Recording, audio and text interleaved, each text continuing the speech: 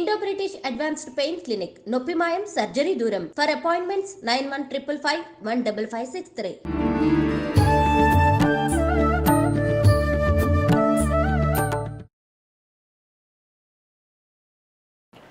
నమస్కారం, welcome to iDream. ధర్మ మార్గం విత్ విజిత కార్యక్రమానికి స్వాగతం. ప్రస్తుతం మనతో పాటు ఉన్నారు ఆధ్యాత్మిక గురువులు, ప్రణవ పీఠాధిపతులు, త్రిభాషా మహాసహస్ర అవధాని డాక్టర్ శ్రీ వద్దిపర్తి పద్మాకర్ గారు. ఇప్పుడు గురుగారితో మాట్లాడి మరిన్ని విషయాలు తెలుసుకుందాం. మన సనాతన ధర్మం గురించి ఇప్పుడు మనం ఏదైతే రకరకాలుగా వింటున్నామో అసలు ఏంటి సనాతన ధర్మం, గురుగారి మాటల్లో క్లుప్తంగా అడిగి తెలుసుకుందాం. మన నిత్య జీవితంలో మనం రోజువారీ చేసే కార్యక్రమాలు ఏ రకంగా ఉండాలి, మనం మోక్షాన్ని పొందాలన్నా, మంచి మార్గంలో వెళ్ళాలన్నా ఎలాంటి విధి విధానాలు ఆచరించాలో ఇప్పుడు వారితో మాట్లాడి తెలుసుకునే ప్రయత్నం చేద్దాం. నమస్కారం గురుగారు. అయితే గురుగారు, మనం టాపిక్లోకి వెళ్తే ఇప్పుడు భక్తి, మీరు ఇప్పుడు ఇంత ఇష్టంతో పాడారు. నిజంగా భగవంతుని గురించి పూజ చేయాలన్నా, మనం ఆధ్యాత్మికంగా ఆ వేలో వెళ్ళాలన్నా ఇలా పాటలు పాడితే సరిపోతుందా? కొంతమంది మాట్లాడితే సరిపోతుందా? లేదు ఆడంబరంగా పూజలు చేస్తుంటారు, అలా పూజలు చేస్తే సరిపోతుందా? మీరు ఇందాక అన్నారు స్తోత్రాలు ఇలాంటివి అని చెప్పి, అలా చేస్తే సరిపోతుందా? లేదు ఇవన్నీ చేయాల్సిందేనా? ఇందులో ఏదో ఒక్కటి పట్టుకుంటే చాలు. ఒక చిన్న విషయం చెప్పాలి ఇక్కడ. ప్రథమం సర్వశాస్త్రాణం పురాణం బ్రహ్మణా స్మృతం అనంతరంచ వక్త్రేభ్యో వేదాస్తస్య వినిశ్రుతా. ఈ శ్లోకం పద్మపురాణంలో మొదటి సర్గలో, సృష్టిఖండంలో మొదటి సర్గలో 45వ శ్లోకం. ఇదే శ్లోకం యథాతథంగా మళ్ళీ బ్రహ్మపురాణంలో ఉంటుంది. దీనికి అర్థం ఏంటనమాట, ఈ సృష్టిలో మొట్టమొదట బ్రహ్మగారు పురాణములనే స్మరించెను. అనేక శాస్త్రాలు ఉన్నాయి కదా మనకి, పురాణాలు, వేదాలు, ఇతిహాసాలు, స్మృతులు. ఇన్నిటిలో ముందు పురాణాలని తన హృదయంలో స్మరించుకున్నాడు. దాన్ని నారదునికి ఇచ్చాడు. నారదుడు రామాయణాన్ని వాల్మీకి చెప్పాడు, మిగతావన్నీ వ్యాసునికి చెప్పాడు. కాబట్టి వ్యాసుడు రాశాడు. వ్యాసుడు రాయడానికి ముందు బ్రహ్మగారే దీన్ని స్మరించాడు. కానీ బ్రహ్మ నోట్లోంచి ముందు బయటకు వచ్చినవి ఏమిటి? వేదములు బయటకు వచ్చాయి. అందుకని వేదములకేమో ప్రాధాన్యం, రెండు పురాణములు. కాబట్టి వేదములు పురాణములు రెండు పూర్తిగా చదివినవాడు, విన్నవాడే బాగుపడతాడు. ఇవన్నీ ఏం చేశారు? అందరూ చదవలేరు కదా. వేదములు అనంతములు, ఊరికే అందులో 4 భాగాలు ఊరికే బయటికి పెట్టాను తప్ప అసలు వేదములు అనంతావై వేదాహ. ఇక పురాణములు ఎన్నున్నాయో లెక్కలేదు, కోట్ల శ్లోకాలు. ఇక ఉపపురాణాలు, ఈ ఇతిహాసాలు, ఇవన్నీ ఎవరు చదవగలరు? వీటి సారాంశముగా వ్యాసుడు ఏమన్నాడు? 9 భక్తి మార్గములను అవలంబించన్నాడు. అంటే నాయన ఇవన్నీ చదవలేరు, ఇన్ని పూజలు, ఇన్ని యజ్ఞాలు చేయలేరురా, భక్తిని పట్టుకోండి. ఆ భక్తి 9 మార్గములలో ఉన్నది. ఆ 9లో ఒకటి ఏమిటనమాట? పురాణములు శ్రవణము, వినడము. భగవంతుని కథలు వినండి. విన్నా మీరు తరిస్తారు.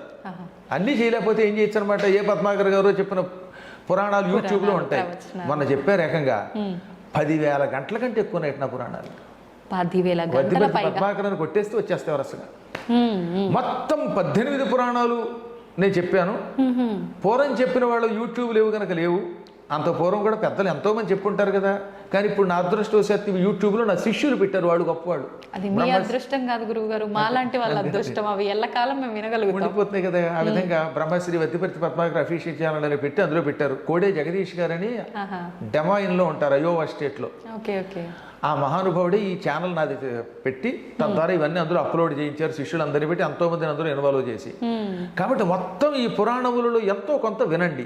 వినడం వల్ల తొందరగా తరిస్తారు. చదవడం కంటే వినడం తేలిక కదా. ఇప్పుడు నేను చెబితే కొంచెం తేలిక అర్థం అవుతుంది కదా ఉన్నంతలో. అందువల్ల శ్రవణం, కీర్తనం అంటే ఇప్పుడు నేను చెప్పినట్టుగా పాడడం, పొగడడం, సంకీర్తనము లేక స్తోత్రాలని నోటితో అనడం కూడా కీర్తనమే. ఇది రెండవది. మూడవది స్మరణం. ఒకటేమో శ్రవణం, 2 కీర్తనం, 3వది విష్ణోహ స్మరణం. స్మరణం ఇందాక చెప్పినట్టుగా రామ, కృష్ణ, గోవింద, వాసుదేవ, నమ శివ, ఏదో ఒకటి స్మరించుకో లోపల పైకో. పాదసేవనం.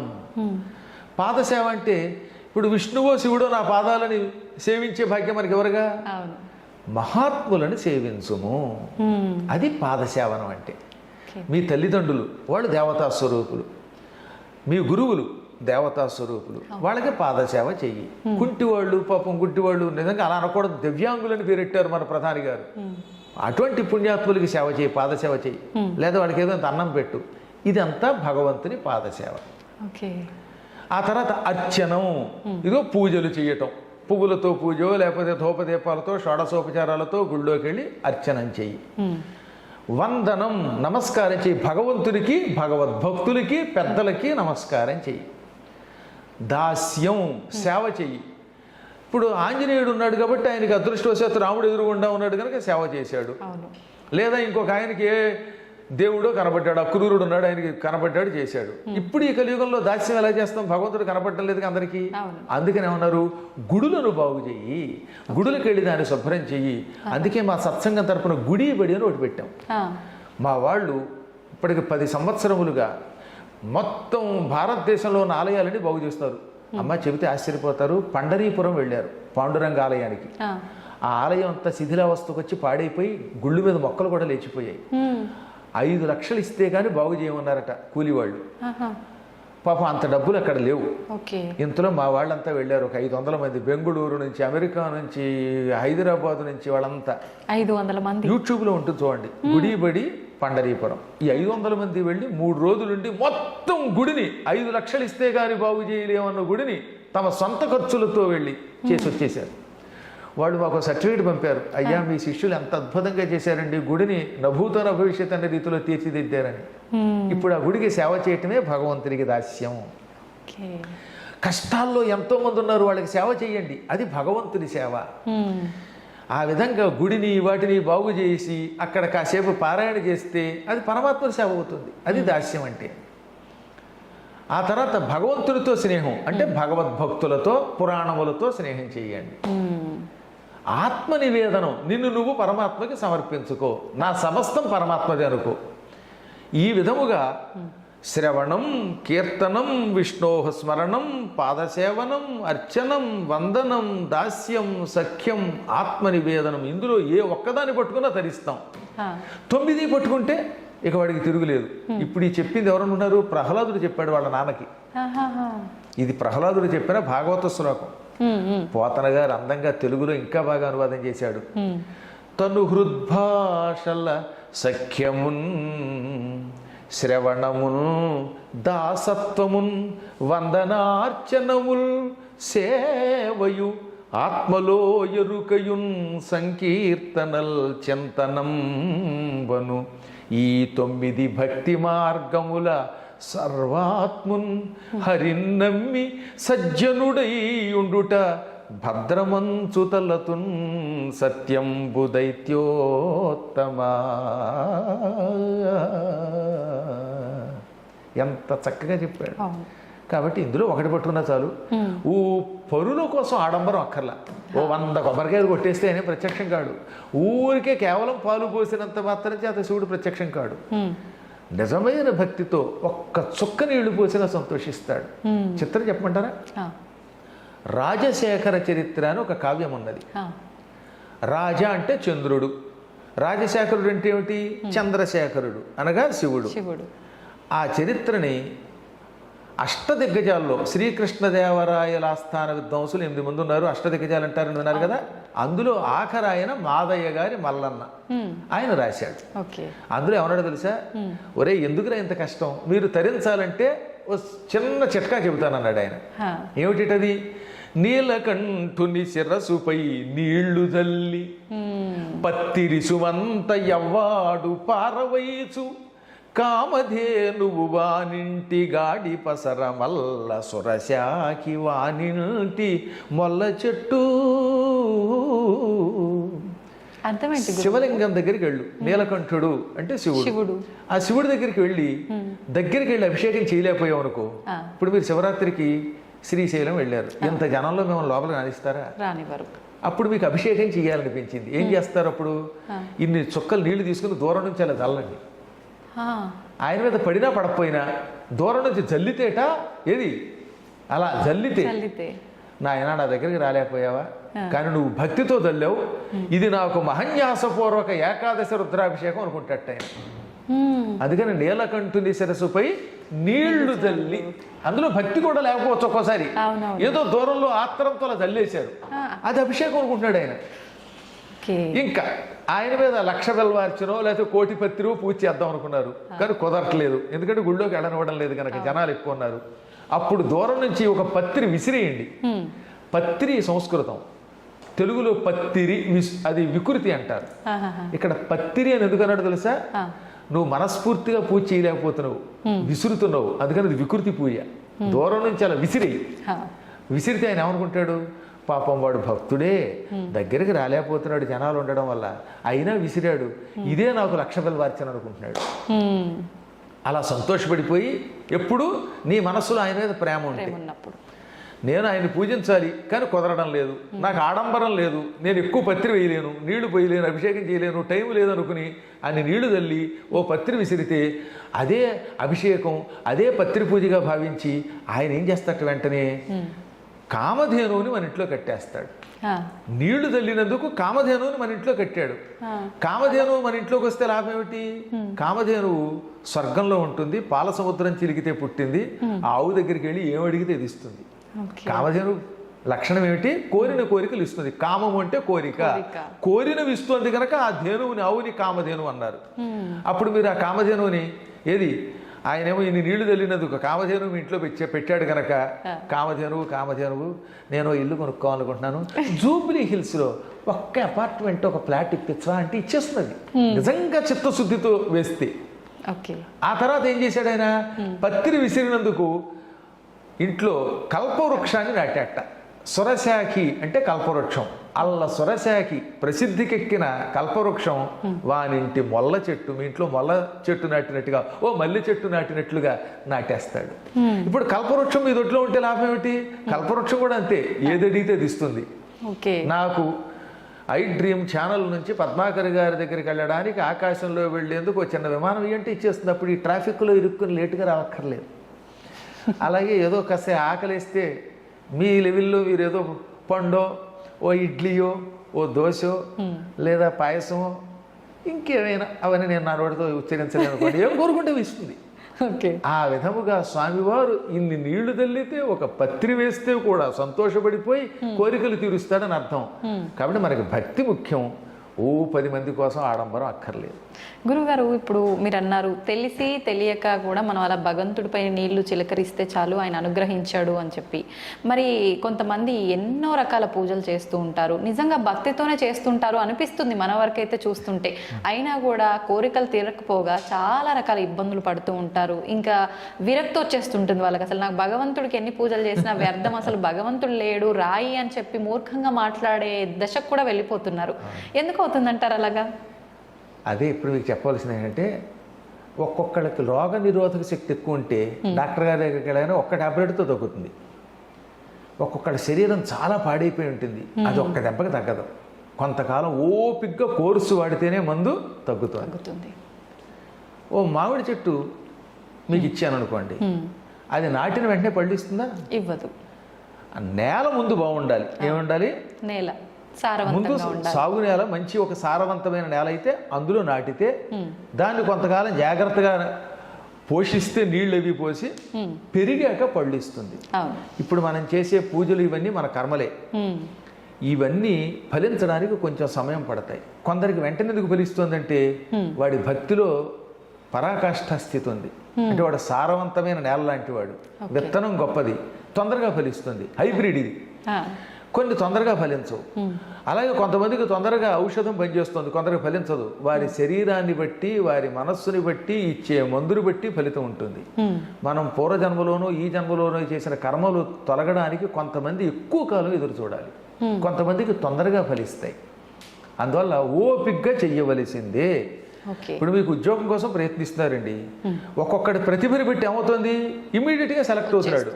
ఒక్కొక్కడు 5-6 సార్లు పరీక్షలు రాశాక సెలెక్ట్ అవుతాడు. ఒక్కొక్కడు యావజ్జీవితం డిఎస్సి రాసినా సెలెక్ట్ అవడు. కానీ వాడు బతకడానికి ఇంకో ఉద్యోగం చూసుకోవాల్సిందే, తప్పదు. అలాగే మనం చేసిన ప్రయత్నములు ఒకవేళ వ్యర్థమైనా తొందరపడకుండా నమ్ముకుంటే అవుతాయి. చదువుకుంటున్న రోజుల్లో ఓ తమాషా జరిగింది. నేను డిఎన్ఆర్ కాలేజీలో డిగ్రీ చదువుతున్నాను, భీమవరం వెళ్ళి. ఎంతలో ఒక పల్లెటూరుకి వెళ్ళాను, అర్ధవరం అని. ఆ ఊళ్ళో ఉగాది నాడు 1986లో ఉగాది నాడు ఎవరో స్వామీజీని సుందరకాండ చెప్పమని పిలిచారు. ఆ స్వామీజీ చివరి మూమెంట్లో రాలేకపోయాడు. అప్పుడు వాళ్ళు నా ఎదురుగుండా హ్యాండ్ ఇచ్చారు స్వామీజీ, ఇదే ఇంగ్లీష్ మాట వాడారు. ఇచ్చి ఆయన రాలేదు, ఎలాగా అనుకుంటూ ఉంటే అనుకోకుండా ఎందుకు నేను వెళ్ళాను. మంచి ఇనిషర్ట్ చేసుకుని ప్యాంటు షర్టు వేసుకుని, అప్పట్లో సైకిలే గొప్ప కదా, సైకిల్ తొక్కుంటూ వెడితే అక్కడ ఒక ఆవిడ చూసింది. ఆవిడ సన్యాసిని జీవితం గడుపుతున్న పుణ్యాత్మురాలు.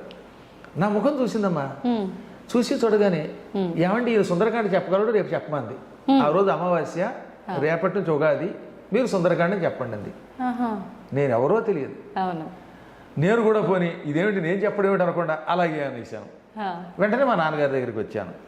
నాన్నగారు ఇలా పురాణం చెప్పమంటుంది ఆవిడంటే, ఒరే నీకు ఎలాగో సంస్కృతం బాగా పాండిత్యం ఉంది కదా, హిందీ వచ్చు, తెలుగు వచ్చు, ఇవాళ సుందరకాండంలో 2-3 సర్కలు కంఠస్థం చెయ్యి, తాత్పర్యం చెప్పేయి అన్నారు ఆయన. ఒకసారి ఆలోచించండి, సుందరకాండంలో 68 సర్కలు ఉంటాయి, 9 రోజుల్లో కంఠస్థం చేసి చెప్పమన్నారు ఆయన. నేను వెంటనే మొదటి సర్క తీసుకున్నాను. తతో రావణ నేతాయ సీతాయ శత్రుకరిసిన ఏష పదమన్వేష్టం చారణ చరితేపతి దుష్కరం నిష్పతి ద్వంద్వం చికీర్షం కర్మ వానర సముద్ర శిరోగ్రీవో గవాంపతిరివా బభో, ఇలా శ్లోకాలు ఓసారి చదివితే గుర్తు ఉండిపోయి కంఠస్థం వచ్చేసి, ఓరి బాబు ఎంత జ్ఞాపక శక్తి ఉందన్నమాట అనుకుని మొత్తం ఆ 9 రోజుల్లో కంఠస్థం చేసి పురాణం చెప్పేశాను. అద్భుతంగా వచ్చేసారు ఆ ఊళ్ళో జనాలు, పెద్ద పెద్ద వాళ్ళు. 20 ఏళ్ల కుర్రవాడి పురాణానికి 60 ఏళ్ళు దాటిన వాళ్ళు వచ్చారు. ఇక నాకు బ్రహ్మరథం పట్టేశారు ఆ ఊళ్ళో. ఆ ఊళ్ళో ఎక్కువ రాజులు, క్షత్రియులు. ఇంకా వెనక్కి తిరిగి చూసుకోలేదు ఆనాటి నుంచి ఈనాటి వరకు. కాబట్టి ఎందుకు చెప్తానంటే, అప్పుడు పురాణములు మొదలు పెడితే ఇన్నాళ్ళు పట్టింది కదా నేను పురాణాలు మండపం కట్టడానికి, ఇంకా ప్రయత్నం చేస్తున్నాం. కొంతకాలం పడుతుంది. నా తర్వాత వచ్చినవాడు బాగా మీకు వచ్చినవాళ్ళు లేరేటి. ఇప్పుడు నా తర్వాత చాగంటి కోటేశ్వరరావు గారు నేను వచ్చిన తర్వాత 20 ఏళ్ల తర్వాత వచ్చారు. మా నాన్నగారికి అమరేశ్వర ప్రసాద్ గారు ఒక శిష్యుడు ఉన్నాడు. మా నాన్నగారి దగ్గర సంస్కృతం చదువుకున్నాడు. మా నాన్నగారు 3 ఏళ్ళు ఆయనకి అన్నం పెట్టి పాఠం చెప్పారు. ఆ అమరేశ్వర ప్రసాద్ గారు శిష్యుడు చాగంటి కోటేశ్వరరావు గారు, అంటే నాన్నగారి శిష్యుడు. చూడండి, పూర్వజన్మ సుకృతం అయింది. టక్కున ఆయన వెంటనే జగత్ ప్రసిద్ధికి ఎక్కారు. కాబట్టి ఒక్కొక్కళ్ళకి తొందరగా వస్తుంది, కొందరికి ఆలస్యంగా వస్తుంది. అది వారి వారి యొక్క సుకృతాలను బట్టి ఉంటుంది. అందుకని ఆయన పేరు వచ్చింది నాకు అంత రాలేదని ఏడిస్తే పిచ్చాడు వీడు. అంతే, ఎవరికి ఎంత ఇవ్వాలో పరమాత్మకి తెలుసు. అందువల్ల మనం పూజ చేసినంత మాత్రం చేత వెంటనే ఈ రోజే ఫలించదు. యాంకర్లు చాలా మంది ఉన్నా ఒక్కొక్కళ్ళకి ఎందుకు పేరు వస్తుంది, మీ పొజిషన్లో చాలా మంది ఉంటారు కదా, ఒక్కొక్కళ్ళకి కొంచెం తొందరగా పేరు రావచ్చు, కొందరికి కొంచెం ఆలస్యం రావచ్చు. కానీ మొత్తం మీద నమ్ముకుని చెయ్యండి. అందువల్ల ఓపిక పట్టాలి. ఒక్కోసారి ఓపిక పట్టినా కూడా ఎన్నాళ్ళైనా ఫలించకపోతే అప్పుడు భగవంతుడి మీద కొంచెం అలగచ్చు. భక్త తుకారాంలాగా. తుకారాంకి మండిపోలేదా, ఉన్నావా అని పాడా, అప్పుడు వస్తాడు దేవుడు. అందువల్ల అప్పుడప్పుడు ఒక్కోసారి వస్తుందండి. భద్రాచలంలో రామదాస్ ఏమన్నాడు, అబ్బబ్బా దెబ్బలో కొరవక తిట్టి తినయ్యా. ఆయన కూడా తిట్టాడు ఒకసారి, ఎవడబ్బా సొమ్మని కులుకులు తిరిగేవు రామచంద్ర అన్నాడు. అంచేత మరీ ఎక్కువ భక్తులు అప్పుడప్పుడు దెప్పితే వస్తాడు దేవుడు. కానీ ఈరోజు కంగారు పడకుండా మీ పని మీరు చెయ్యండి, ఎప్పుడో ఒకప్పుడు వస్తాయి. మీకు మామిడి పళ్ళ కథ ఒకటి ఉంది కదా, ఓ ముసలాడు మామిడి టెంక నాడాడు. అది మన పురాణం కథ. దాన్ని తెనాలి రామకృష్ణలో పెట్టారు సినిమాలో. అది నిజానికి పురాణ కథే, పద్మపురాణంలో కథే. ఓ ముసలాయన ఒక టెంకర్ పట్టుకెళ్ళి నాటుతున్నట్ట, ఏది నలుగురు తిరిగేటటువంటి ఒక బాట దగ్గర. ఇంతలో అటుగా పెడుతున్న రాజుగారు చూశారు. ఏమయ్యా నీకు ఎప్పుడే 70 ఏళ్ళు 80 ఏళ్ళు ఉన్నాయి, ఈ టెంక నాటితే ఎప్పటికి చెట్టు అవుతుంది, ఎప్పుడు పళ్ళు ఇస్తుంది అంటే, ఈ చెట్టు పెరిగి పళ్ళు ఇచ్చేదాకా ఇంకా బతుకుదాం అనుకుంటున్నావా అంటే, మహారాజా మన పెద్దలు ఇలా అనుకుని ఉంటే ఇవాళ మామిడి చెట్లు మనకు వచ్చేవా అన్నాడు ఆయన. ఇవాళ ఈ టెంక నాటేది నా కోసం కాదు, నా తర్వాత తరాల వాళ్ళ కోసం, వచ్చే జన్మలో నా కోసం పోని. అలాగే ఇవాళ మీరు చేసే పూజలు మీకోసమే కాదు, మీ తర్వాత తరం వాళ్ళ కోసం, రాబోయే జన్మ కోసం. ఈ టెంక నాటాడు, ఆ తర్వాత ఎప్పటికో అది పెరుగుతుంది, తర్వాత వాళ్ళకి ఇస్తుంది. అలాగే మన పెద్దలు నాటారు, మనం అనుభవిస్తున్నాం. మా నాన్నగారు చేసిన పూజ నేను అనుభవిస్తున్నాను, నా పూజ నా పిల్లలు, వాళ్ళు చేసిన పూజలు తర్వాత వాళ్ళు కూడా అనుభవిస్తారమ్మా. ఇప్పుడు మీరు ఆస్తి సంపాదిస్తే మీరు ఒక్కరి కోసం కాదుగా, నెక్స్ట్ మీ జనరేషన్కి. మీ ఇల్లు మీ ఇంట్లో వాళ్ళకి ఇస్తారు, కానీ ఎంత అభిమానం ఉన్నా పద్మాగర్ గారికి ఎవరు, ఆయన ఎంతో పండితులు, ఆయనకి ఇచ్చేద్దామని పొరపాటు అనుకోరు. అందువల్ల మీ ఆస్తి మీ పిల్లలకి వెళ్ళినట్టే మనం ఈ సంపాదించే పుణ్యం మన పిల్లలకు వస్తుంది అనమాట. ఎంత మంచి పాట అది అసలు.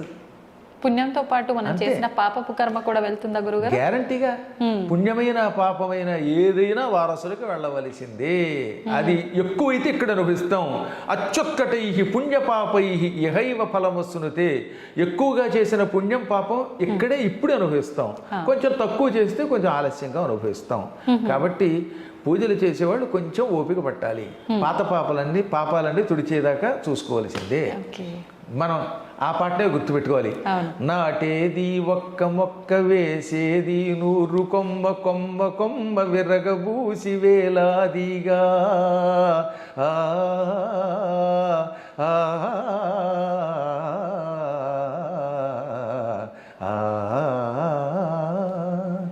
నాటేది ఒక్క మొక్క వేసేది 100 కొమ్మ కొమ్మ కొమ్మ విరగబూసి వేలాదిగా. ఇక కాయాలి బంగారు కాయలు, భోంచెయ్యాలి మీ పిల్లకాయలు. ఎంత అందమైన అర్థం ఉందో అందులో అన్నమాట. అలా చెయ్యమనండి, ఓపిక తెచ్చుకోమనండి. తప్పక పరమాత్మని అనుగ్రహం మాత్రం కలుగుతుంది. చేసినది ఎక్కడికి వెళ్ళదు, ఎప్పుడూ ఒకప్పుడు వస్తుంది. అది పుణ్యమైన పాపమైన వస్తుంది. గురుగారు, ఖచ్చితంగా అనుభవించాల్సిందే తరతరాలుగా అన్నారు. కానీ అనుభవించాలి అని అంటే చాలా మంది అనుకుంటారు ఈ పూజల వల్ల వీటి వల్ల తగ్గించుకోవచ్చు అంటారు. నిజంగా తగ్గించుకునే అవకాశం ఉందా? తప్పించుకునే అవకాశం లేకుండా కర్మలు 3 రకాలు. ఒకటి ప్రారబ్ధం, ఇంకొకటి సంచితము, ఇంకొకటి ఆగామి. సంచితం అంటే పోగేసుకున్నది, పూర్వం ఎప్పుడో చేసాం, అది బ్యాంక్ బ్యాలెన్స్, FD అనమాట, ఫిక్స్డ్ డిపాజిట్. ఓకే. ఇక రెండవది ప్రారబ్ధం, అంటే ఇప్పుడు మనం చేస్తున్నది, అనుభవిస్తున్నది. మీరు ఇడ్లీ కడుపులోకి పంపేశారు, ఆ ఇడ్లీ ఎఫెక్ట్ చూపిస్తుంది. అది మంచి ఇడ్లీ అయితే ఆరోగ్యంగా ఉంటాం. ఏ ఇక్ష్వాకుల కాలం నాటి ఇడ్లీయో పాతకాలం చట్నీయో వేసుకు తింటే వికారం పెడుతుంది. ఈ మధ్యన మాతో ఒక ఆవిడ లంకొచ్చి కాస్త 4 కారపోస్తాను కానీ ఇంటికి వచ్చిన తర్వాత 3 రోజుల పాటు రోజు బాత్రూమే. అంటే మరి తిన్నది కదా, తిన్న ఎఫెక్ట్ పడతారు. అది ప్రారబ్ధం. ప్రారబ్ధం అంటే ఒకసారి నీ శరీరంలో ప్రవేశించేసింది, ఇక అనుభవించాలి, దాన్ని ఎవడ ఏం చేయలేడు. మందు వేసినా కూడా ఆ పూర్తిగా దాన్ని కంట్రోల్ చేయదు, కొంచెం కొంచెం కొంచెం తగ్గిస్తుంది. ముందు మొత్తం మీద చెత్త పోవలసిందే. అంతే. అందువల్ల ప్రారబ్ధ కర్మ అంటే అనుభవించి తీరవలసిన కర్మము. దానికి ఉదాహరణ చెప్పారన్నమాట. తిన్న తిండి ఇంక లోపలికి వెళ్ళాక దాని ప్రభావం ఎలా చూపిస్తుందో అలా చూపిస్తుంది. సంచితం అని ఉంది కదా, పోగేసుకున్నది, అది వదిలించుకోవచ్చు. ఎలా గురుగారు? ఇప్పుడు మీ FD ఉంది, మీకు 10 లక్షలు ఉన్నాయి అనుకుందాం కాసేపు, దేవుడి దయ వల్ల. ఆ 10 లక్షలు మీకు నా మీద అభిమానం కలిగితే నాకు ఇచ్చేయచ్చుగా. మీకు పద్మాకర్ గారి మీద అభిమానం కలిగింది, ఆయన ఏదో పురాణ మండపం కడుతున్నాడు, ఆయనకి ఇచ్చేద్దాం అనిపించింది అనుకోండి, ఇచ్చేయచ్చు. ఇవ్వాలనుకుంటే ఇచ్చేస్తే ఇంకా డబ్బు పోయినట్టే. అంటే కంగారు ఏం పడదు, నేనేం మిమ్మల్ని అడగను, మీరు ఇవ్వక్కర్లేదు. కాబట్టి సంచితం వదిలించుకోవచ్చు.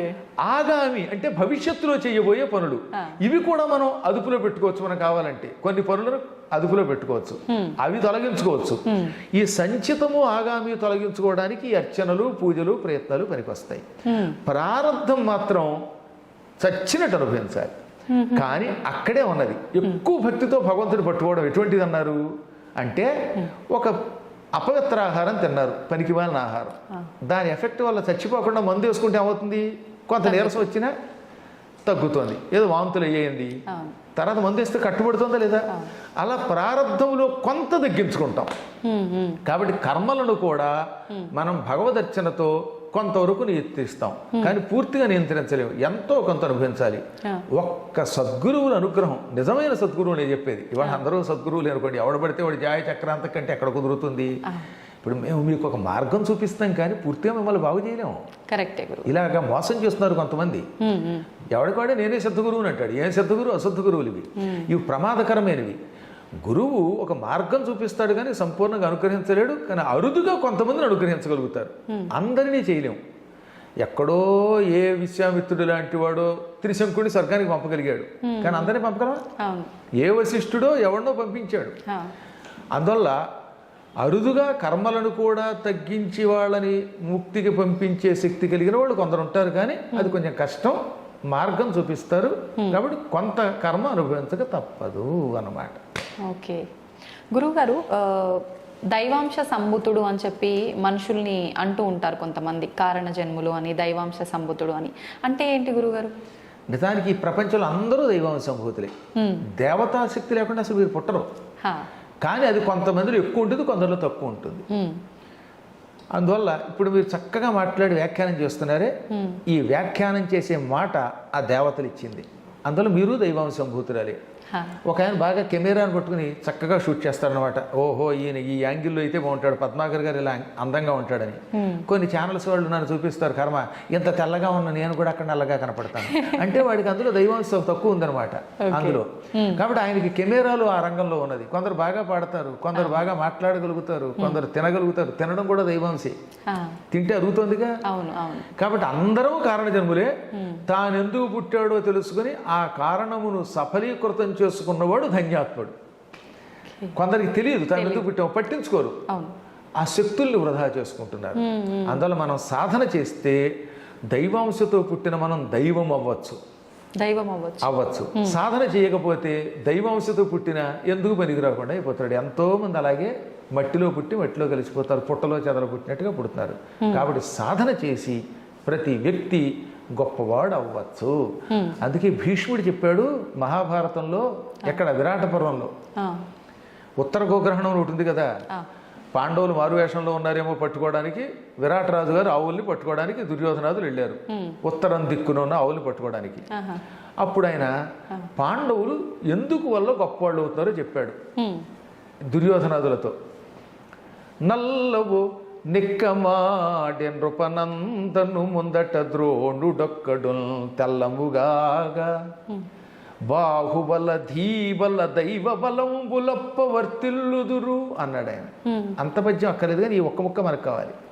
పాండవులకి మొదట బాహుబలం ఉన్నది, పుట్టుకతో బాహుబలం ఉన్నది, శరీర బలం ఉన్నది. ఇక్కడ బాహుబలం అంటే చేతులని కాదు, కేవలం శారీరక బలం ఉన్నది. అది మన చేతిలో లేదు కదా, మన తల్లిదండ్రులు హెరిడిటీగా ఇస్తారు, జీన్స్ అంటాం. పుట్టుక మన చేతిలో లేదు కనుక బాహుబలం అనేది మన చేతిలో లేదు. కానీ మొత్తం మీద వాళ్ళు పుట్టడంతో శరీర బలంతో పుట్టారు, అది అదృష్టం. రెండవది బుద్ధిబలం ఉన్నది. ధీబలం అంటే బుద్ధిబలం. ఈ బుద్ధిబలం పుట్టుకతో కొంత ఉంటుంది, బాగా పెంచుకోవడం వల్ల పెరుగుతుంది. మీ దగ్గర అందరికీ జ్ఞాపక శక్తి ఉంటుంది, కానీ దాన్ని ఏం చేయాలి, పదులు పెట్టాలి, సాధన చేయాలి. చేయగా ఏమవుతుందన్నమాట, బాగుపడుతుంది. నేను చూసిన ఒక యాంకర్ ఉండేది, నెత్తి ఉండేది ఆవిడికి. నేను చెప్పి ధైర్యం చెప్పగా ఇప్పుడు అద్భుతంగా మాట్లాడేస్తుంది. అస్సలు నెత్తి లేదు, సాధనతో పోగొట్టుకుంది. అంటే ప్రాక్టీస్ మేక్స్ మ్యాన్ పెర్ఫెక్ట్ అంటే ఇదే. కాబట్టి సాధనతో దీబలాన్ని పెంచుకోవచ్చు. బాహుబలం మన చేతిలో లేదనుకోండి, బుద్ధిబలం దేవుడు ఇచ్చిందని కూడా ఏం చేయొచ్చు అనమాట, పదును పెట్టుకోవచ్చు. పాండవుల దగ్గర దేహబలము బుద్ధిబలంతో పాటు దైవ బలం ఉన్నది. వాళ్ళు బాగా భక్తులు, కృష్ణుడిని పట్టుకున్నారు. ఈ మూడు బలములు ఉన్న వాళ్ళకి ఎప్పుడూ తిరుగు ఉండదు. కాబట్టి ఈ మూడు బలములను మనం పెంచుకోవచ్చు. పెంచుకుంటే మనం జీవితంలో పైకి వస్తాం. మీకు ఉదాహరణ చెప్తాను. నా చిన్నప్పుడు నాకు కూడా తెలియదు ఇంత జ్ఞాపక శక్తి ఉన్నట్టుగా. ఇంచుమించుగా 5 ఏళ్ళు 6 ఏళ్ల వయస్సులో అనుకుంటాను, సుందర శివరావు గారిని ఒక ఆయన ఉండేవారు ఉంగుటూరు అనే ప్రాంతంలో. ఆయన నన్ను చూచి మా నాన్నగారిని, ఈ కుర్రాడు ఏం చెప్పినా అప్పచెప్పేస్తున్నాడండి, ఇటువంటి వాడిని బాగు చేద్దామని అల్లసాని పెద్దన గారి మనుచరిత్రలో ఒక పేజీ గద్యం ఉంటుంది. ఏమిటి గద్యం? పద్యాలు గద్యాలు అని ఉంటాయి కదా. పద్యం ఏమో ఎలాగో ఉత్పలమాల, చంపకమాల ఇలాంటివి. ఇవి కాకుండా అప్పుడప్పుడు ఏం చేస్తారన్నమాట, ఏకధాటిని ఒక వచనం ఇస్తారు, పెద్ద పారాగ్రాఫ్. అలాంటి గద్యం ప్రథమ స్కంధంలో ఉంది, మొదటి ఆశ్వాసంలో, ప్రథమ ఆశ్వాసంలో. పరీక్షించడానికి ఆ వచనం నా చేత చదివించి తొందరగా అప్పచెప్పంటే 5 నిమిషాలు కూడా పట్టలేదు, చదివి అప్పచెప్పేశాను నేను. అప్పుడు నాకు ప్రాక్టీస్ చేయటం వల్ల ఎంత లాభమో తెలిసింది. అందువల్ల ఇన్ని పుస్తకాలు కంఠస్థం చేశాం. ఓ పెద్ద పేజీ అనమాట. ఓ సిద్ధుడు ఉన్నాడు, ఆ సిద్ధుడు తీర్థయాత్రలు చేశాడు. ఆ ప్రవరుడు అనే ఆయన, నువ్వు ఏమేమి తిరిగావు అని అడిగితే, నేను ఇవి తిరిగాను అవి తిరిగాను ఏమిటి, మొత్తం ప్రపంచం తిరిగాను అని చెప్పడానికి ఈ గద్యంలో చెప్పాడనమాట.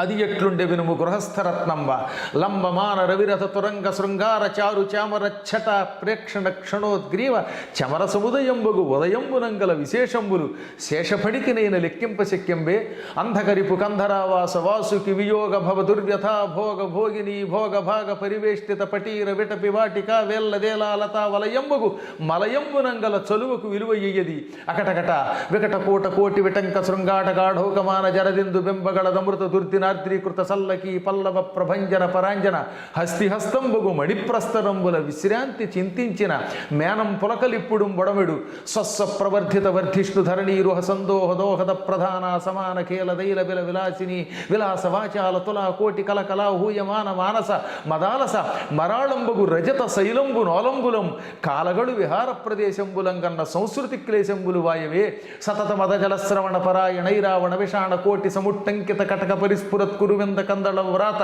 జాతాలాత శంకాప సర్ప దభ్రము భ్రమీ విభ్రమ ధురంధరంబగు మేరుధరాధరంబు శిఖరంబుల సోయగంబులు కలయంగనుంగురుట బహుజన్మకృత సుకృత పరిపాకంబునంగా కయ్యేల చేకూర నేర్చు నేనిట్టి మహాద్భుతంబులు ఈశ్వరానుగ్రహంబున అల్పకాలంబున కనుంగొంటి ననుటయు ఈషదంకురిత హసనగ్రశిష్టు గండయుగులుండగుతూ ప్రవరుండతనికి ఇట్లనియే. అమ్మో గురుగారు నేనేం మాట్లాడలేను, దండం పెట్టడం తప్ప. ఇదేనా మీరు ఆ రోజున చెప్పింది? 5 ఏళ్ల వయస్సులో కంఠస్థం చేసింది. అమ్మో, అప్పటికా నేను అక్షరాలు కూడా సరిగ్గా రావు. కాబట్టి చెప్పొచ్చేది ఏంటంటే ఇటువంటి గద్యములు ప్రాక్టీస్ చేస్తూ వస్తాయని తెలిసింది కదా. ఓహో జ్ఞాపక శక్తి ఉందనుకుని పురాణములు చదువుతుంటూ వచ్చాయి. అందువల్ల మనందరం కూడా మన శక్తులను అభ్యాసం ద్వారా కొంత పెంచుకోవచ్చును. అభ్యాసం ఎవరినైనా గొప్పవాడిని చేస్తుంది. ఇలాంటి వచనములు మీకు ఓపిక ఉంటే ఒక 200-300 ఒకే రోజు అప్పచెప్పగలరు. గురుగారు, ఆహారం తినేటప్పుడు ఒకరి కంచాల్లోంచి ఒకరు తీసుకొని తినడము, ఎంగిలి అనేది పనికిరాదు అని చెప్పి అంటుంటారు కదా, అది నిజమైన? అలా తినడం వల్ల దోషం ఏమైనా వస్తుందా? అసలు ముందు అనారోగ్యం కదమ్మా. నా నోట్లో ఉన్న బ్యాక్టీరియా ఏదో భార్యాభర్తలు తీసి పక్కన పెట్టేయండి, వాళ్ళిద్దరికీ తప్పదు కాబట్టి. ఇప్పుడు ఎవడు పడితే వాడు అక్కడ నిలబడిపోయి ఈ కంచంలోంచి అది తీసుకుని ఆ కంచంలోంచి ఇది తీసుకుంటూ ఉంటే, ఇంకా ఈ మధ్యకాలంలో కొన్ని ప్రాంతాల్లో చూస్తే మరీ దరిద్రం. నాకు ఒక వీడియో పంపించాడు మా శిష్యుడు ఒకడు. అందులో ఒక బ్యాచ్ ఉంది. వాళ్ళు కోడికూర ఏవో వండుకున్నారు, ఎముకలు ఉన్నాయి, వీడు నాకడం అందులో వేయటం, ఇది మళ్ళీ ఆ పులుసులో వేస్తున్నాడు, మళ్ళీ వాడు అందులో వేస్తున్నాడు. ఇలా తింటూ ఉంటే ఈ భయంకరమైన బ్యాక్టీరియా అందులో చేరిపోతుంది కదా. అవి తింటే ముందు అనారోగ్యం కదా, రకరకాల రోగాలు వచ్చి పడిపోతాయి. అసలు ఈ ప్రపంచంలో నోట్లో ఉన్న క్రిములు ఇంకెక్కడ ఉండవు. అందుకే పొద్దున్న సాయంత్రం పళ్ళు తోముకోండి అని ఒక విషయం చెప్పారు. ముఖం అని ఒకటి ఉంటుంది, దాన్ని తోముకోండి ఆయన అని చెప్పారు. నిత్యం 2 పూటలు ఎందుకు స్నానం చేయాలంటే అది మడి ఆచారం కాదు, శరీర శుభ్రత. మన సనాతన ధర్మం ముఖం కడుక్కోండి, స్నానం చెయ్యండి అని ఎందుకు చెబుతుందంటే ఆరోగ్యం కోసం. శుభ్రంగా కుంకుడుకాయలు పెట్టుకొని రుద్దుకోండి అన్నారు. ఇప్పుడు కనీసం మంచి సబ్బు పెట్టి తోముకోండి, అప్పుడు ఈ చెమట నుంచి వచ్చే క్రిములు ఒకళ్ళొకళ్ళు చేరకుండా ఉంటాయి. 2 పూట్ల నోరు తోముకోండి, చెవులు శుభ్రం చేసుకోండి అన్నారు.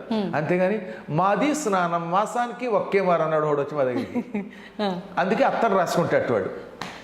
స్నానం మాసానికి ఒకసారి చేస్తే అవుతుంది. ఇదే డైలాగ్ అమ్మా, నేను ఎప్పటికీ మర్చిపోలేను అనమాట. గురువు గారు మీరు స్నానం చెయ్యమంటే నేను చెయ్యను, మాది స్నానం మాసానికి ఒకే మారు అన్నాడు. పైగా కాస్త అంత మిమిక్రీ నేను చేయలేను కానీ ఇదే డైలాగ్.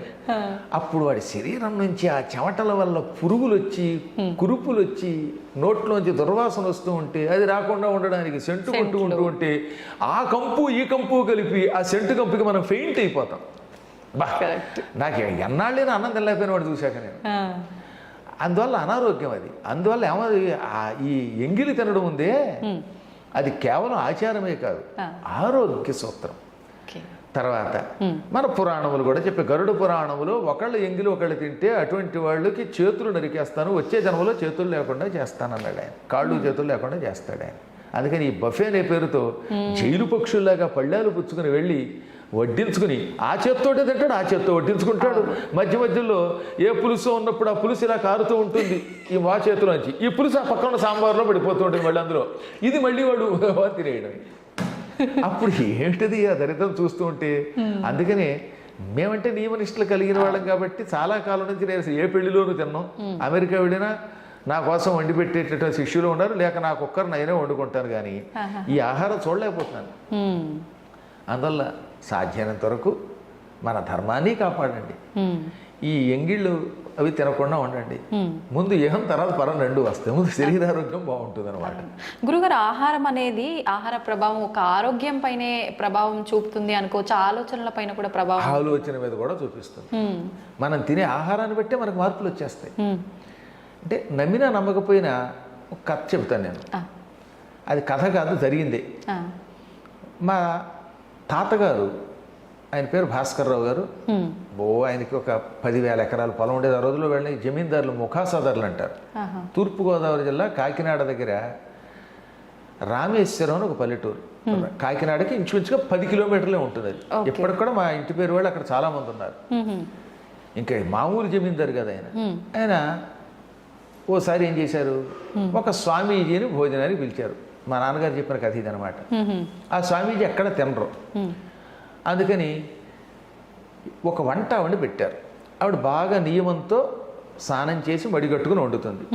ఏమండి ఈవిడ మడిగట్టుకుని వండుతుంది, తింటారా అంటే తింటామండి. గృహస్థాశ్రమంలో అందరి దగ్గర తినగానే ఆవిడ మడిగట్టుకుంటుంది కాబట్టి తింటామని. కానీ ఆవిడ వంట వాడిని పిలిపించారు, ఆయన కోసం వంటకాలు చేయించారు. మా తాతగారు చాలా నిష్ఠాగరిష్ఠుడు అవడం వల్ల ఆయన పక్కనే కూర్చోబెట్టుకుని స్వామీజీ తిన్నారు. ఆ స్వామీజీ వినోబాభావే ఆశ్రమం నుంచి వచ్చినవాడు. పైగా వినోబావే అనే పేరు విన్నారుగా. ఆయన సేవాగ్రామం అనగా నాగపూర్ దగ్గర ఉంటుంది. అద్భుతమైనటువంటి వ్యక్తి, ఆయన శిష్యుడు పైగా. సరే ఆయన కోసం బంగారపు గిన్నెలో, మా ఇంట్లో అప్పుడు బంగారం వెండేట కంచాల్లో కూడా బంగారపు కంచం అనుకోండి. నేను మా దగ్గరకు వచ్చాక మా నాన్నగారు 1000 ఎకరాలు దానం చేశారు. అందువల్ల 1000 ఎకరాలు కళ్ళారా చూడలేదు. నాకేదో 3.5 ఎకరాల పొలం నేను కొనుక్కున్నదిలేండి నా చిన్నప్పుడు. కానీ కాబట్టి 1000 ఎకరాల పొలం ఎలా ఉంటుందో ఒకసారి నాకు చూడాలని మళ్ళీ. కానీ ఆ రోజుల్లో మా తాతగారి దగ్గర ఉండేది. ఆ బంగారపు గిన్నెలో పాయసం పెట్టారు. అది తిన్నాడండి ఆయన. ఆయన తినగానే ఈ బంగారపు గిన్నె తెలియకుండా కొట్టేసి, అంటే దొంగతనం చేసి జోలిలో పెట్టుకుందాం అనిపించింది ఆయనకి, ఈ స్వామీజీకి. కానీ జ్ఞాని కదా, చిచ్చి ఇదేమిటి, నేనేమిటి బంగారపు గిన్నె దొంగతనం చేయాలనుకోవటం ఏమిటి అనుకుని టక్కన ఆగిపోయి, ఏమండి వంట అవండి ఇలా పిలవండి అన్నారు. వంట ఆవిడ వచ్చింది. అమ్మ నేనేమి అన్నో ఆశీర్వదిస్తాను, ఈ పాయసం వండుతున్నప్పుడు ఏమనుకుంటూ వండావు అని అడిగాడు ఆయన. ఆవిడ వెంటనే, ఈ ఇంట్లోకి వచ్చిన దగ్గర నుంచి బంగారపు గిన్నెలు వెండి గిన్నెలు బాగా కనపడ్డాయండి, అందుకని బంగారపు గిన్నె రహస్యంగా పట్టుకుపోదాం, ఒక కంచం పట్టుకుపోదాం. ఇన్ని కంచాల మీద ఆయనకి లెక్క తెలియదు ఈ భాస్కర్రావు గారికి అనుకుంటూ పాయసం వండినంతసేపు ఇదే ఆలోచనతో వండిందిట. బంగారమును దొంగతనం చేద్దాం అనుకుంటూ ఆ పాయసం ఆయన కొట్టించింది. ఇప్పుడు స్వామీజీ ఏమన్నారో తెలుసా, చూసావా నువ్వు ఆ పాయసం వండుతున్నంతసేపు బంగారం దొంగతనం చేద్దాం అని వండడం వల్ల ఆ ఆహారానికి ఆ దొంగ బుద్ధి వచ్చేసింది. అది తినగానే నా వంటి సన్యాసికి కూడా దొంగతనం చేయాలనిపించింది. అందువల్ల ఆహారం వండేటప్పుడు పవిత్రంగా వండాలి. ఆ ఎఫెక్ట్ ఉంటుందమ్మా, ఆలోచన తరంగాలు. ఇది కూడా ఒక సైన్సే, అది తెలియదు. కానీ ఈ నాస్తికులకి, మూర్ఖులు ఉంటారే, అజ్ఞాన సముద్రులకి, వాళ్ళకి తెలియదు. అది మేమంటే అనుభవించి చెబుతున్నాం. అందువల్ల నేనేమో ఓ పాట రాశాను అప్పట్లో. ఏమని, తింటూ రామయ్యను తినకున్న రామయ్యను తినిపిస్తూ రామయ్యను రామ్ రామ్ రామ్, వండుతూ రామయ్యను వండిస్తూ రామయ్యను వండకున్న రామయ్యను రామ్ రామ్ రామ్, రామ రామ రామ రామ రామ రామ రామ రామ రామ రామ్ రామ్ రామ్. ఇలా ఏ పని చేసినా, తింటున్నా తినిపిస్తున్నా, తినకున్నా, వండుతున్నా వండిస్తున్నా, వండకున్నా, నడుస్తున్నా నడిపించకున్నా, సర్వకాల సర్వావస్థల్లో రామ అనుకుంటే ఈ ఆహారం మీద ఎఫెక్ట్ ఉంటుంది. ఇప్పుడు ఎక్కడో పనికి వాళ్ళని చోట తిన్నాం, ఏ హోటల్లోనో, ఆ హోటల్లో వండుతున్నంతసేపు వాడు పక్క వాడిని పొడి చేద్దాం, లేకపోతే యజమాని గారి దగ్గర డబ్బు దొబ్బేద్దాం అనుకుంటూ వండితే ఈ తిన్నవాడిగా బుద్ధులు వస్తున్నాయి. అందుకే ఇంత మంచి యాంకర్ అయిన మీరు కూడా అక్కడ తినొచ్చి నన్ను ప్రశ్న అడిగితే కత్తితో పద్మాకర్ గారు మిమ్మల్ని పొడి చేస్తానడచ్చు. అదృష్టవశాత్తు మీరు అక్కడ తినకుండా వచ్చారు కాబట్టి మీరు నేను కూడా బతికాం. కాబట్టి ఆహారం మీద ఆ ప్రభావం ఉంటుంది కనుక సరి అయిన వాడు వండాలి. సరి అయిన వాడు వండితే ఏదైనా ఉంటుందండి. శబరి ఉంది, ఆవిడ రామభక్తురాలు, అందుకే ఆవిడ చేతి ఆహారం తిన్నటువంటి వాళ్ళందరికీ రామనామస్మరణ వచ్చింది. అందువల్ల ఎప్పుడు మనం తినే ఆహారం యొక్క ప్రభావం మన ఆలోచనల మీద ఉంటుంది. నిత్యం హింసతో క్రూరమైన ఆహారం తింటున్నారు కాబట్టి గోమాంసం తినేటటువంటి వాళ్ళ యొక్క ఆ వంశాలన్నీ ఆవులు చంపడానికి, హత్యలకి ముందుకు వస్తున్నారు. కారణం అది. అందుకని గోవుని తినద్దు అన్నారు మన పెద్దలు. గురుగారు, గోవు అన్నారు కదా, మాంసాహారం. ఇప్పుడు మాంసాహారం తినకూడదు అని చెప్పి అంటుంటారు. కానీ ఏ శాస్త్రంలో తినకూడదని లేదు, ఒక్కొక్క వర్ణానికి ఒక్కొక్క దానికి అలా డిసైడ్ చేయబడింది తిన్నా తప్పు లేదు అని. కానీ కొంతమందిలో ఒక సందేహం ఉంటుంది, ఆధ్యాత్మికంగా చాలా చక్కగా దగ్గరగా ఉంటారు ఆధ్యాత్మిక భావనకి, కానీ మేము మాంసాహారం తింటున్నాము, మరి మాకు వాళ్ళకి తేడా ఉందా, వాళ్ళు చేసే పూజలు ఫలిస్తాయేమో, మా పూజలు ఫలించవేమో, మా సైడ్ నుంచి ఒక లోపం ఉందేమో అని ఆలోచించే వాళ్ళు కూడా ఉంటారు. అలా ఏమైనా ఉంటుందంట? రెండు చెప్పారండి ఇక్కడ. తినగలిగితే సాత్వికాహారం తిని అర్చన చేయండి, అదేం కాదనండల్లా. కానీ అందరూ అది తినలేరు. చిన్నప్పటి నుంచి వారి వారి యొక్క వంశాచారాలు ఏవో. నువ్వు ఏమి తింటున్నది పరమాత్మునికి సమర్పిస్తే ఏ దోషము రాదు. ఏ పూర్వకాలంలో మరి అడవుల్లో పోయేవాళ్ళు లేరు, వాళ్ళు నిరంతరం శివనామస్మరణం చేసి తిన్నారు కాబట్టి వాళ్ళకి దోషం లేదు. వాళ్ళు అంత భక్తి పరాకాష్ఠకి వెళ్ళాలి. తర్వాత జపతపాలు చేసే కాలంలో కొన్ని నియమాలు ఉంటాయి. ఇప్పుడు కార్తీక మాసమనో లేకపోతే ఒక యజ్ఞం చేశారు, ఓ శివరాత్రును, అటువంటిప్పుడు మాత్రం ఆహార నియమం పాటించండి. మిగతా రోజుల్లో నేనైతే శాకాహారిని కాబట్టి శాకాహారం తినండి అని మీకు సలహా ఇస్తాను, అది వేరే విషయం. కానీ అలవాటు మానలేనటువంటి వాడు అది మానేయద్దు. వాడు తింటూ కూడా పరమాత్మను అర్చించండి, అర్చించి కూడా తరించవచ్చు. సందేహం లేకుండా భగవంతుడికి ఇవేం అక్కర్లా. కాబట్టి నా వ్యక్తిగతమైన అభిప్రాయం మీ మీద రుద్దనం. అడవుల్లో ఎంతోమంది పోయేవాళ్ళు అలా చేసి తరించారు. భక్త కన్నప్ప ఉన్నాడు, మాంసము పెట్టాడు, కన్ను కూడా ఇచ్చాడు. నువ్వు ఆ స్థాయికి వెళ్ళాలి. కన్నప్పని నువ్వు ఆదర్శంగా తీసుకున్నప్పుడు పందిని కొట్టి మాంసం నైవేద్యం పెట్టాడు శివుడికి. రేపు పొద్దున శివుడికి కష్టం వస్తే కన్ను కూడా తీశాడు. నువ్వు కూడా ఉపాసన చేస్తున్నప్పుడు అంత స్థాయి భక్తుడు. అదే నేను కోరేది. కానీ మన ధర్మాన్ని మాత్రం విడిచిపెట్టకు. హలాల్ అనే పేరుతో ఉన్నటువంటి అపవిత్ర ఆహారం తినకుండా నీకు తినాలనిపిస్తే ఏ అమ్మవారి దగ్గర చేసుకుని నీ భోజనం నువ్వు చెయ్యి, అంతే. అమ్మవారి దగ్గర అంటే అది బలి ఇవ్వటమే. ఆ బలి ఇచ్చుకుని ఇప్పుడు ఎలాగోడు మాండవు. అవును, బయట ఎక్కడో బదులు ఇది అమ్మవారికి సమర్పణ చేసి తింటే కొంత నయ్యం కదా. అది ఏదైనా భగవంతుడికి నివేదన చేస్తే అపవిత్రాహారం కూడా పవిత్రాహారం అవుతుంది కనుక అందుకని మన పెద్దలు అలా చెప్పారు. ఓకే ఓకే గురుగారు, ఇందాక మీరు అన్నారు రామ రామ అని చెప్పి ఒక పాట కూడా. అయితే మన పెద్దవాళ్ళు కూడా ఇంతకు ముందు కాలంలో, ఇంతకుముందు ఏంటి, ఇప్పుడు కూడా పెద్దవాళ్ళు పడుకునేటప్పుడు లేసేటప్పుడు రామకృష్ణ రామకృష్ణ అని తలుస్తూనే ఉంటారు. నిజంగా రాముణ్ణి కృష్ణుణ్ణి తలవాలంటారా? ఎవరి ఇష్ట దైవాన్ని వాళ్ళు తలుచుకోవచ్చు అంటారా? ఏదో ఒక భగవన్నమ్మా, శివ శివ అనేవాళ్ళు లేరు, హరహర మహాదేవ, కొంతమంది పూర్వ మహాదేవ మహాదేవ అనేవారు. అంటే ఎక్కువగా రాముణ్ణి కృష్ణుని ఎందుకు తలుచుకుంటామంటే ఇద్దరు అవతారమూర్తులే, శ్రీమన్నారాయణుడి యొక్క దివ్య అవతారాలు. అందులో రాముడు మర్యాదా పురుషోత్తముడు. రామనామస్మరణం వల్ల రాముడు ఎలా నడుచుకున్నాడో అలా నడుచుకోవాలి. ఏకపత్ని వ్రతత్వము, మాటంటే నిలబెట్టుకోవడము, శరణన్న వాడిని రక్షించడము, టీవీగా రాజుగా పరిపాలించటము, ఎక్కడ పడితే అక్కడ పిచ్చివాగుడు వాక్కుండా గంభీరంగా పలకడము, ఇవన్నీ రాముడి లక్షణాలు. కాబట్టి రామనామస్మరణ వల్ల అవి నేర్చుకో. ఇక కృష్ణుడు సంపూర్ణ అవతారం. అది ఏ తే చాంశ కళాపుంస కృష్ణస్తు భగవాన్ స్వయం. భగవంతుడు 22 అవతారాలు ఎత్తినట్టుగా భాగవతంలో ఉంది. ఆ 22 అవతారాల్లో 21 అంశావతారాలు, ఒక్క కృష్ణావతారం పరిపూర్ణ అవతారం. ఆ పరిపూర్ణ అవతారంలో ఆయన చూపించిన మహిమలు ఇంకెవరూ చూపించలేదు. అన్నిటికీ మించి జగద్గురు ఆయన. భగవద్గీత మనకు అందించిన గురువు అండి ఆయన. ఇక గురువు అనే శబ్దంలో జగద్గురువు మొట్టమొదటి ఆయనే. వసుదేవసుతం దేవం కంసచాణూరమర్దనం దేవకీ పరమానందం కృష్ణం వందే జగద్గురుం అని ఆయననే మనం జగద్గురువుగా కొలుస్తున్నాం. కాబట్టి అంతటి జగద్గురుడి నామాన్ని తలుచుకోవాలి. అందుకని రామ కృష్ణ అనుకుంటే అవతారములలో ఉన్న విశిష్ట లక్షణములు మనకి తెలుస్తాయి, ఆ కథలు తెలుస్తాయి. తద్వారా వాళ్ళలాగా మనం మారడానికి ప్రయత్నిస్తాం. పైగా ఈ నామములు ఇంకా తొందరగా రక్షిస్తాయి. రామనామానికి కృష్ణనామానికి ఉన్న శక్తి ఇంకంతా ఇంత కాదు, అనుభవించిన వాడికి తెలుస్తుంది. నేను తింటున్నా, తిరుగుతున్నా, నిద్రపోతున్నా కూడా లోపల లోపల ఆ నామం సాగుతూ ఉంటుంది. అలా సాగినప్పుడల్లా ఏదో తెలియని అలౌకిక ఆనందం పొందుతాను. అమ్మ, నాకు నిజంగా రాముడు కృష్ణుడు రెండింటి గురించి ఎన్నో పురాణాలు చెప్పినా అసలు కృష్ణావతారం, ఆ కృష్ణుడి యొక్క లక్షణాలు తలుచుకుంటే ఎంత ఉత్సాహం కలుగుతుందో తెలుసునా. భాగవతాన్ని ఇప్పటి వరకు 371 సప్తాహాలు చేశాను. సప్తాహం అంటే తెలుసు కదా, 7 రోజుల పాటు భాగవతాన్ని పారాయణం ప్రవచనం చేస్తూ ఉంటాం. ఇప్పుడు 371వ పారాయణ కింద జరుగుతుంది మీరు వచ్చే సమయానికి. ఇప్పుడు అలా 371 అంటే నా జీవితంలో ఎన్ని రోజులు గడిపుంటానో ఆలోచించండి. సంవత్సరానికి 52 ఎన్ని వారాలు మినిమం అనుకుందాం కనీసం. 371 అంటే నేను కనీసం ఒక 6-7 సంవత్సరములు దానికే వెచ్చించాను అనమాట. ఇందులో సప్తాహాలకి పురాణాలు పక్కన పెట్టండి అనమాట. అందులో నిత్యం కృష్ణుడిని తలుచుకోకుండా, కృష్ణుడి పాట పాడకుండా ఉండను. అందుకని మన పెద్దలే ఉన్నారనమాట, అలా అనుకోమన్నారు. ఈ రామకృష్ణ అనుకోవడం కాకుండా అప్పుడు పాటలు కూడా పాడుకుంటే అసలు ఆ గానం వల్ల తొందరగా తరిస్తాం. కలియుగంలో కలవు సంకీర్తనాత్ ముక్తి. ఈ కలియుగంలో సంకీర్తన చేస్తే తొందరగా మోక్షం వస్తుంది. అందుకే మా భక్తుల చేత ఎప్పుడు నేను ఎన్నో కృష్ణ గీతాలు పాడించాను అనమాట. నాకు బాగా ఇష్టమైనది సింధు భైరవి రాగంలో శ్రీకృష్ణుడి పాట ఒకటి ఉన్నది. అది ఘంటసాల వారు ట్యూన్ చేశారు, సముద్రాల వారు రాశారు, సుశీల పాడింది. సినిమా వినాయక చవితి. సినిమా వినాయక చవితి కానీ అందులో కృష్ణుడు అనమాట. ఎంత గొప్ప పాట అండి. మ్యూజిక్ కూడా ఘంటసాలది. ఇంకా అలాంటి మనిషి ఇంకెక్కడ పుట్టాడు ఈ ప్రపంచంలో. నాకు ఆయన మీద ఉన్నంత వెర్రి పెచ్చ భక్తి ఇంకెవరి మీద ఉండదు. కారణం ఆయన జన్మ నాకు తెలుసు.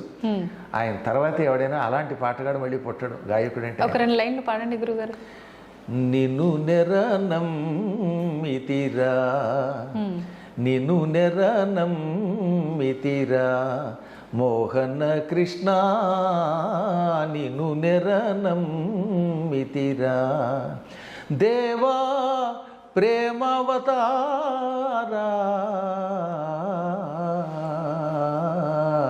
నిన్ను నెరనమ్మితిరా.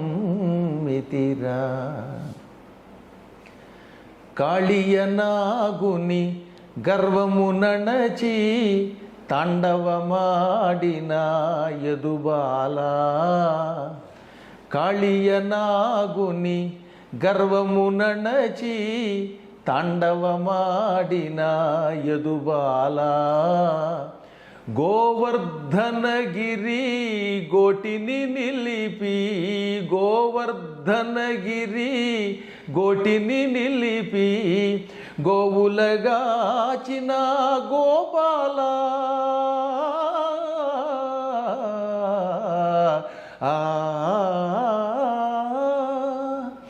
గోవులగాచిన గోపాల, ముల్లోకముల ముగ్ధుల చేసిన, ముల్లోకముల ముగ్ధుల చేసిన మోహన మురళీలోలా,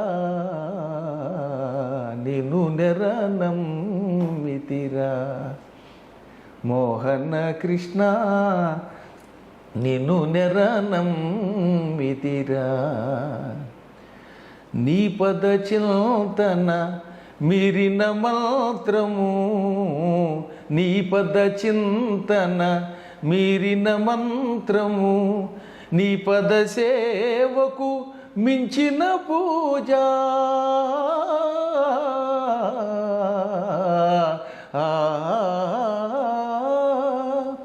నీ పద సేవకు మించిన పూజ, నీ సరితూగే దైవమే లేదు, నీ సరితూగే దైవమే లేదు మోహన మురళీలోలా, నిన్ను నెరనమ్మితిరా మోహన కృష్ణ, నిన్ను నెరనమ్మితిరా దేవా ప్రేమావతారా,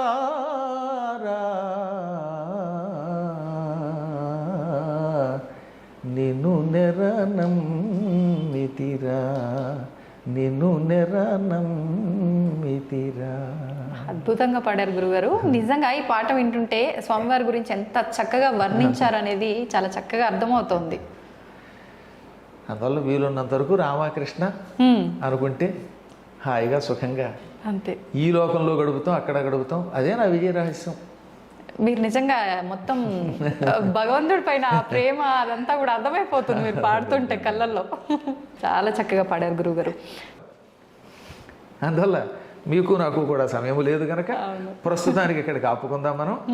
అత్యద్భుతమైన మన కావ్యాలు విని మన భారతదేశంలో శక్తివంతులు ఎంతోమంది ఉన్నారు. అలా ఇలాగే ఎన్నో సాధనలు చేసే వాళ్ళంతా పైకి రావాలని కోరుకుందాం. తప్పకుండా గురుగారు. నిజంగా మా తరం వాళ్ళకి మీ మాటలు, మీ పాటలు, మీ పద్యాలు అన్నిటి రూపంలో చాలా మంచి మంచి విషయాల్ని తెలియజేస్తున్నారు. ఇంకా తెలియజేయాలనే కోరుకుంటాను గురుగారు. ధన్యవాదాలు.